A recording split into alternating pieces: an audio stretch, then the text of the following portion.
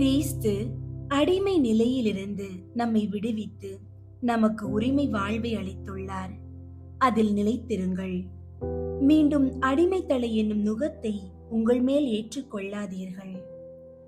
அன்பார்ந்தவர்களே, தவக்காலம் நம் ஆன்மாவை அழுக்காக்கும் தீய பழக்கங்களில் இருந்து நம்மை விடுவித்துக் கொள்ளும் ஒரு அருளின் காலம்.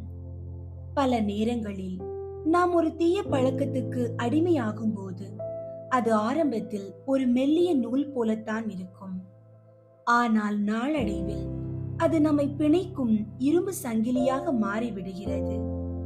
பொய் பேசுதல், மற்றவர்களை புறங்கூறுதல், கோபம், தேவையற்ற இணைய பயன்பாடு, உடலுக்கு கேடு விளைவிக்கும் பழக்கங்கள் எதுவாக இருந்தாலும் அவை நம்மை இறைவனிடம் இருந்து பிரிக்கின்றன. இந்த பழக்கங்களை நம் சொந்த பலத்தால் வெல்வது கடினம். ஆனால் இறைவனின் அருளால் எதையும் வெல்ல முடியும். இன்று நம்மை சிறைப்படுத்தி இருக்கும் அந்த ஒரு பழக்கத்தை அடையாளம் கண்டு அதை உடைத்தெறிய தீர்மானிப்போம். ஜெபிப்போம். அன்பு இயேசுவே, விடுதலை அளிக்கும் இறைவனே, இந்த தவ காலத்தில் உம்மிடம் வருகின்றேன். என் ஆன்மீக வளர்ச்சிக்கும் உடல் நலத்திற்கும் தடையாக இருக்கும் தீய பழக்கங்களை உம் பாதத்தில் வைக்கிறேன். நான் நன்மை செய்ய விரும்பினாலும் என்னால் தீமையை தான் செய்ய முடிகிறது.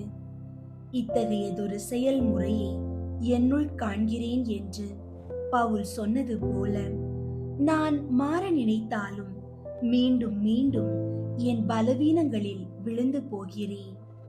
ஆண்டவரே, உம்முடைய தூய ஆவியின் வல்லமையால் என்னை நிரப்பும். என் பலவீனமான நேரங்களில் உமது பலத்தை தாரும். உலக இச்சைகளை விட உம்முடைய அன்பே மேலானது என்பதை நான் உணர செய்யும்.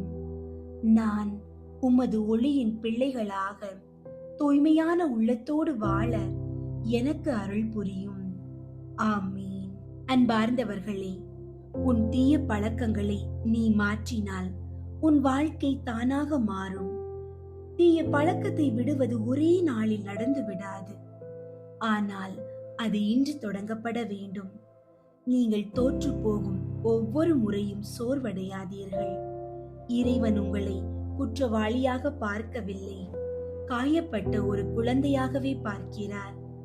ஒரு தீய பாவ பழக்கத்தை விட வேண்டும் என்றால் ஒரு புதிய நல்ல பழக்கத்தை தொடங்குங்கள். நம்பிக்கையோடு இந்த பாவ சங்கிலியை இன்று உடைப்போம்.